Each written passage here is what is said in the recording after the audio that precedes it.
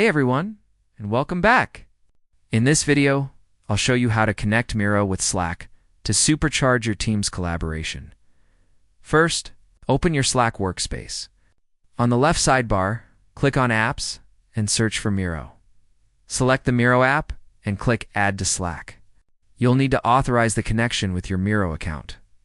Once it's installed, you can use Miro directly from any Slack channel. Just type Miro in the message field and hit Enter. A list of commands will appear. You can use Miro Create to make a new board and share it instantly in the channel. If you want to share an existing board, go to that board in Miro, click the Share button, and copy the link. Paste it directly into Slack. When you paste a Miro board link in Slack, it will automatically unfurl.